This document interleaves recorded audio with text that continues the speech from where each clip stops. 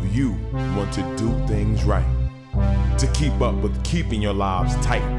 Tight as in being right with the truth of true insight. Who of you want to do things right?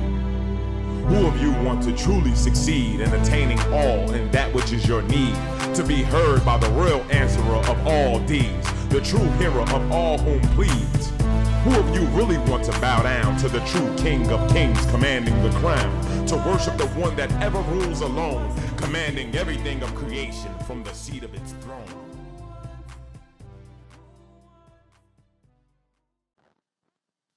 And with us on the set is always a pleasure and honor to have Lord Holy-Apostle Deen Saleem, the messenger and prophet of Ahezaah Allah for this day and time. May Ahezaah's peace and other blessings be within about everybody's presence. We want to take time to thank all those who've been tuned to our program thus far. Thank you for viewing us and hope you've been enjoying the programs. We hope you continue on to be further educated by what Ahezaah sitting down through this man, the messenger, and what's been presented on this program as a forum for you. Many times we say things on this program that many people may want to address, but they don't have a voice all the time to say it. But hopefully we touch on things that you might be thinking about. With that being said, we hope you continue to watch and enjoy what you see. I want to thank all you brothers and messenger being here because there's many questions that people have. And one of the things that always come to mind that people deal with in religion and this way of life is that people always come to opposition to what the messengers bring from the Lord Most High. I think about the top of my head for a moment about Jesus, for example. When he came to his people looking for the lost sheep of the house of Israel, the 12 tribes, and he came into the temples of the Lord, and the people that fought him the hardest were the religious people, the Pharisees, the Sadducees, always going against in opposition what the Lord brought forth through him, as if the Lord didn't speak when he confirming what the Lord sent through Moses, for example. And the truth that he was coming to bring back some things the Lord took from them being hard-headed, them being a wretched people at the time. So in this day and time, again, the Lord is ever sending messengers, as it says, for example, Muhammad, Moses, Jesus, Gautama, the Buddha, Confucius, all these different messengers the Lord sent to their people bringing its message. Now we have in this day Lord Holy-Apostle Deen reaffirming, because the Lord explained to us that it is nothing new that is in this message ever been given, but now it's coming in the light of this day. And we're living in the hour of the time of the day that it speaks about in the book of Revelation, for example. So with that being said, as we always say, feel free to toss your hats in. The other thing that's not new concerning the advent of the messenger of this day is the advent of the opposition to the messenger. Okay. Coming from all circles. You talked about the people of the time of Jesus, and you're talking about religious people. They were the hierarchy too, right? Yes, they were the people that the community looked up to. Right. So now today you have not only the remnants of the Orthodox religions, right? But now you got the religion of politics, religion of education, all these institutions that have such an influence on the people that the people at large listen to. They pledge their lives and their souls and their connections with their Lord to what those people say and what those people are going to critique about a word that's going to come to them. Many a times they're in opposition without even listening to the words first, without even giving you an ear. They literally put their hands to their ears and turn away, out of fear or out of arrogance or whatever reason. They're in opposition, following the people. There's two things I want to address right quick. One, he said that there's nothing new that's being sent down, which is true. And people might ask, okay, well, if there's nothing new, then why are you here?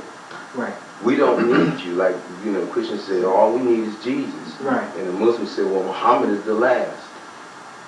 To the average individual, because the average is common. Right. Yes. Common is the most. Most today are the lost. Yes. And they're taken up by these people who you say are their influence.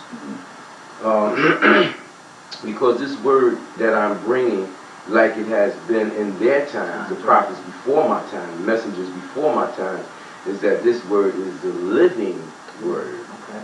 You see, people look in the Bible and Quran and they say, this is the living word of the Lord. Right. Well, that word is not alive if the Lord is not alive in it for you. Right. And the only way the Lord can be alive in a word for you is if the Lord desires or decides that it's going to manifest its living breath, its essence, in that word for you. Right. Just like you could read something, you could read a Chinese fortune cookie, Right. and get something and go out and see these things happen. And people say, man, you know, we don't believe in no Chinese fortune cookie. You know, Right. the same by the same token, you could be walking down the street and see a sign up on the street or in a store somewhere, and then things happen relative to you to that sign. Right. Well, that's the Lord manifesting this life-giving essence in this word connected with your being. Right. So what the Lord gives me today, everything it gives me is life-giving. Yes. It's a living word. It manifests its living essence, its living act in these words Right. that we pass forth to people. Just like, for instance, the Lord has said today, the most recent taking away of a great magnitude is His grace and His blessing for Mecca to be protected. Yes. Right. You see, and people say, well, how can He say that? You know, this is Mecca. Well, we said it with Shiloh. That's right. In Jerusalem, and the mountain, the Ganges, where the Buddhists and the Hindus were, doing their thing. Mm-hmm. I mean, the Lord changed places for its center of holiness on earth all the time. Anytime it's a new day of the Lord comes down, the Lord changed that place. Now, the center of holiness today is where the divine book of recitation, the book of the seven seals, the book that was promised in the book of Revelation, where it came down. That's the pole. That's the center. Right. The holy center of all earth today. Now, how do I know, or why do I believe this? Because my Lord has compelled me to believe this. It has told me, it has informed me, it has sent the book down, and it is real to me. You see? And it's just as real to those whom the Lord Most High has gathered up and manifested to them, like yourselves, that it's real. Right. You know, you can bear witness to it. Yes. Others have borne witness to it. But the general population of the common folk, the average, who are taken by the past living words of the Lord, and those people who misrepresent them, they find it very difficult to take hold of it, and even the very thought of how can such a small man, measly man, come and stand up against our masters. Right. You know, the religious leaders, the political leaders, the educational leaders, the scientists, and so forth and so on. Well, the Lord is here to take them all on. Yes. I'm not here to take them on. The Lord is here to take them on. I'm just a sign of the Lord, a voice of the Lord, a pen of the Lord. You see, I'm not here to take them on. But the Lord is not going to let anything happen to me that it don't desire to happen to me. Yes. And therefore, my opponents stand back, trying to assault me and trying to do various things to stop me, not realizing that I am, like Holyfield said, he's the real deal in prophecy. I'm the real deal in prophethood today. You know? And more than Holyfield was a real deal, because that was a cliche for him. Right. You know? But this is reality. Exactly. You know? And it's not something that to be taken lightly. Okay. You know? And the other thing is those, what's going on with politics and the educational leaders and what have you. They were in full force back in those times of Jesus and Moses and what have you as well. You know, but they're not so much, attention is not pointed to them so much by the politicians and the religious leaders. You see, the politicians and the religious leaders try to make people think that they're separate. But the politicians and the religious leaders always had a silent agreement, a hidden, a secret contract. You know, okay, you control the people in this avenue, and I control the people in that avenue. We'll never defy you, and you never defy us openly. If we have a problem, we'll deal with it behind closed doors. That's why you had a politicians, you know, from top to bottom, don't want to bother with religious people. Right. Because religious people, the religious leaders from top to bottom work for the government, work for the politicians. How do they work for them? Those that compromise, those that receive their free givings and what have you, tax-free givings and things of that nature, and openings to everything, they are employed to control the people, to take those lambs, those cattle down, and keep them corralled Right. for the government. You see? So if the government and the religious people are working together, then how can you fight God? Yes. And they call themselves God secretly. Right. You understand? Elijah Muhammad ain't the first person to say that some people is God. Right. Them Caucasians be saying they gods all the time. The religious leaders, they say they gods all the time.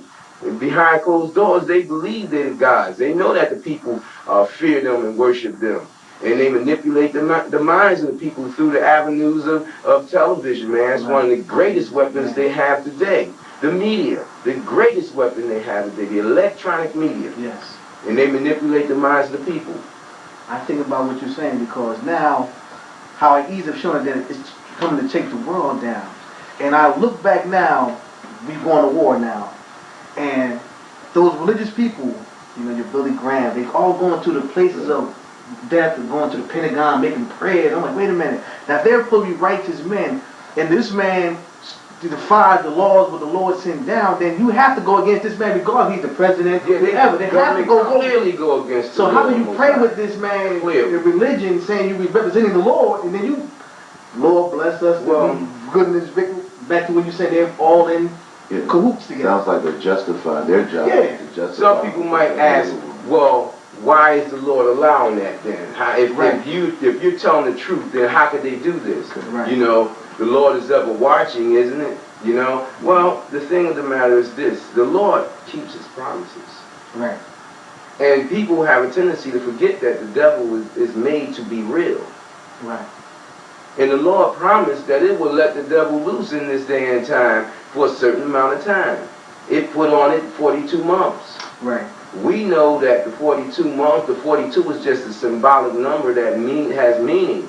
It's more than just 42 months. You see? But, and that's another story. You know, it's so much information, but if the people stop being afraid to support me and receive the information that we have to give them, then they'll learn so much more about all these things that the Lord bring forth through me. But you know, also, even in reference to Satan, the most pronounced opposition to the words of Lord Ahezaah to this day, the people brings me the curious as to whether the people actually believe now. I mean, well, that was my point. They don't believe in the devil. Yes. If you don't believe in the devil, if you don't believe that the devil is real, in the being of the devil, the existence of the devil, then you can't at all believe in the existence of the Lord Most High. Right. The reality. Because if you don't believe in the existence of the devil, then you're saying that what is said by the Lord is not true. Okay. And the Lord is truth, the essence of truth, the source of truth, the reality of truth, the creator of truth. Huh? Yes. The definite thing of truth. You know, and you know, today, if I was to tell the people, which we have, you know, like they're making movies, they're making, you know, television shows, they're making insinuations, you know, about me being here, because there's certain GAs that know, your friendly GAs that know that I'm here. Exactly. And they have assignments to keep me down. But evidently from their experiences of trying to bring harm to me, Allah's promise must have become true to some of them, where it said that it's going to do to them whatever they think of doing to me, to them and their families, you know, because they've cooled off. But we see in the movies references to me in different movies and things like that. The common folk, they look and say, get out of here, here you go with the delusion. Yeah. Why would they be talking about him? Because I am the one. Yes. I am the chosen one. Yes. The devil knows it better than you folks. Yes. The devil, the demon beast is real. The Yes. demon beast that hides in the mind and the ranks of men and jinn is real. Yes. And they know that I'm here. From here to Israel to Vatican City, Yeah. they know I'm here. They are aware that I'm here. And they're aware of what Nostradamus said. They're trying to can Nostradamus and bottle Nostradamus' words down and make him seem like he wasn't even a prophet. Yeah. And how many people go along with the thought that Nostradamus was not a prophet when you got millions or billions of Muslims talking about Muhammad is the last? So they just annihilate Nostradamus. It's the religious folks that help the devil keep down the messengers of the Lord Most High. The religious folks. They are the main body of people that help keep the Lord's words down. And the politicians use them. But now that the Lord has promised the devil to have a particular time to run rampant all over the world, now they're stepping up. What happened to keeping church and state away from politics, where you got the top man talking about the Lord and God, and there's a war against the good Christians and the terrorist and Muslims, and they don't. What about the terrorist Christians? What about their armies, their militaries, their Pentagon that represents the devil, worship of the devil?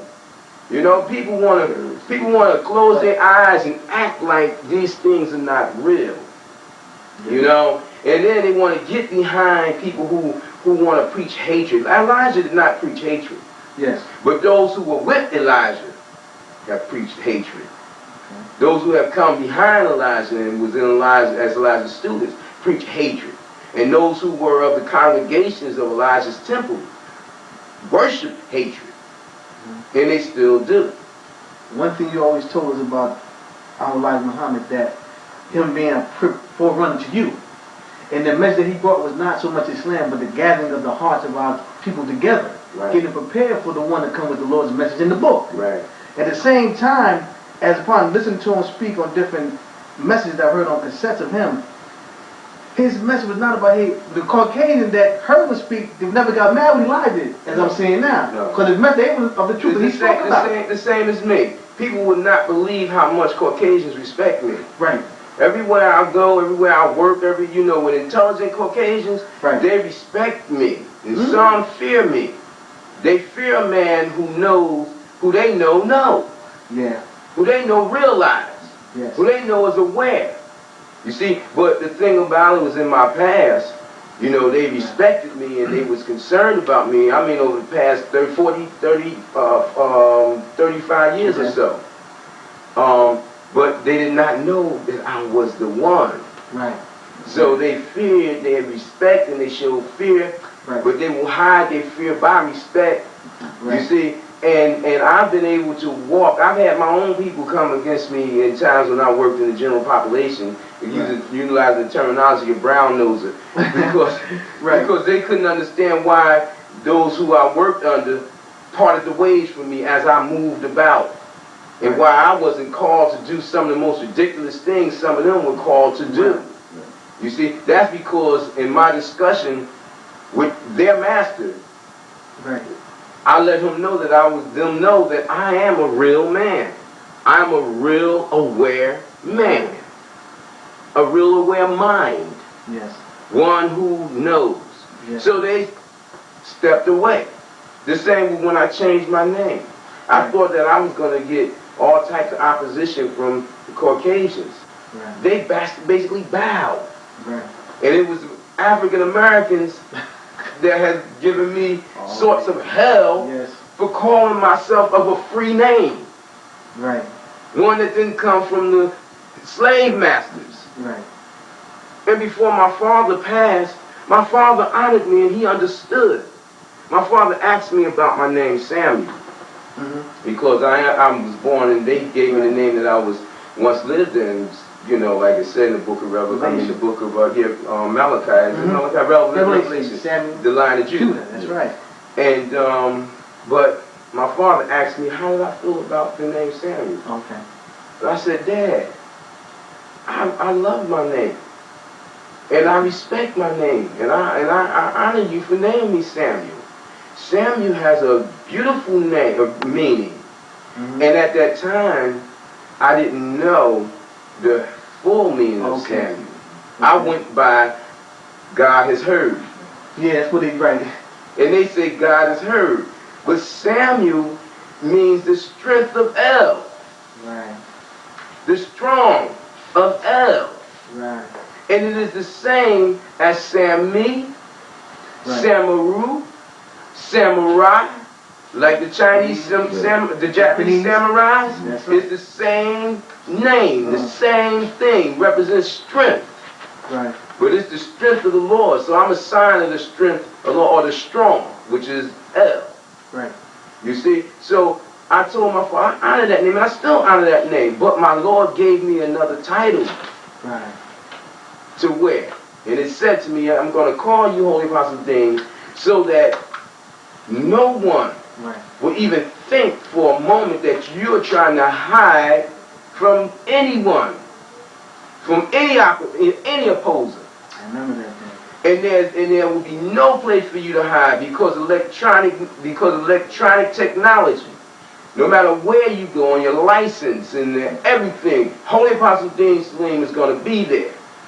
So there will be no shadows, and you'll stand forth for me as a meek and humble man to take down mountains of men and jinn.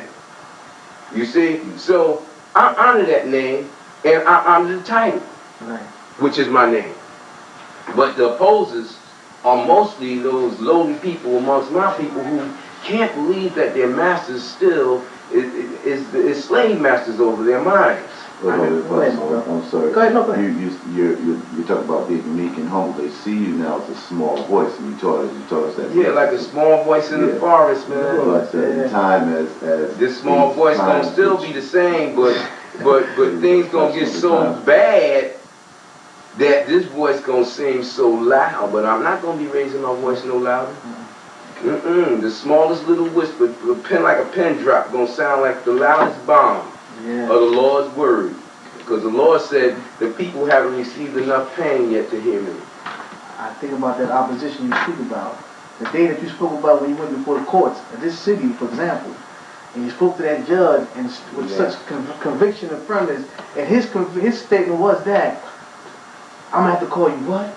Yeah. Holy-Apostle. He said that he's a judge up on the bench, and Ahezaah gave us a sign, me and other brother that was there with a brother Mu'min. Ahezaah brought us angels and presence in thousands. We didn't see them, but you could feel their presence in the courtroom. And it was that many people in the courtroom, but it was some Jews that were there to bear witness. I remember that this was what they see. The Holy-Apostle, the one over the bench. make the card. We sat in the court with the one that promised, because they know the prophecy. But then you find it mighty strange that judge kept me for last, and then next to last anyway, and then want the whole dialogue with me. I had got my name changed before, and I had been with others, many who got their names changed, and never were there any dialogue. He wanted to know how and why. How does this fit with Islam? Holy Apostle. How? And I explained the whole name, Holy-Apostle Deen Mujahid Rashad Saleem, and it was like just flowed like waters flowing many rivers, huh? It just flowed out the meaning. The Lord gave it to him. Boom. So he held court. He was like, what do I call you? What do I call you? What you gonna die in? That's what he said. You know, in the whole 9 yards, he was taken because he knew. He started pulling out things from the Holy Quran. When have you ever, an Italian guy? And when have you ever known someone to do that? And then the thing that I found most amazing, he was so captivated, he bowed down, so to speak. Because he knew it was the truth. And those Jews who made such a ruckus, because he made me come up and stand up, and we was looking eye to eye, man.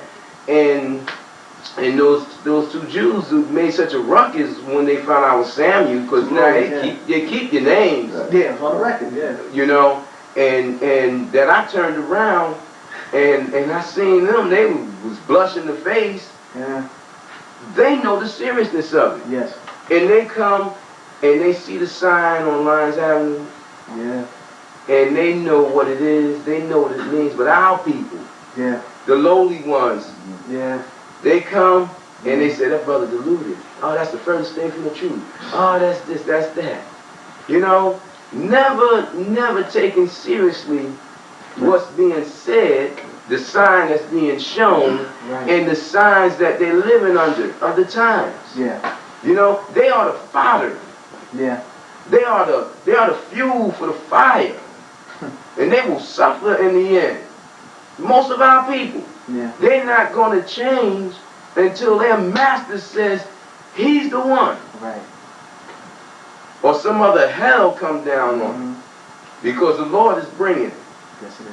We talked about the Jews in the court and the significance of them reacting to your name having been Samuel. Yes. Where we say, we're talking about Revelation. And that Revelation, it shows us that if you examine 5:5, that it is Samuel. Prophet Samuel. And not Jesus. Not Jesus. Right. That was a lie that was instituted, that was put in the Bible. It's like the people calling Jesus Christ, and we know that Christ is the Lord Most High, the crusher, the purifier, you know, the essence of the pure light and the reality, and Jesus is a servant like every other thing created. But you know, I found it quite interesting that the judge had someone call me 5 years later. You told to me. see what was going on with me, so to speak, you know. And I said, boy, he's wondering, am I still alive? Yeah. You know, he would know if our people or the people I've been sent to, if they would support me, they would know that I'm still. Everybody would know I'm still alive. They would know where I'm at. Right. But you know, like I said, the religious people are used by the government, and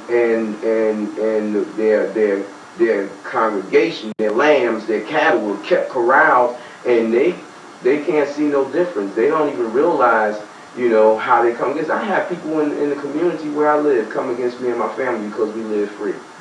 Yeah. We're not taken by, you know, like what's going on in society. We mind our business. We don't try to. We're neighborly in the sense that we keep peace.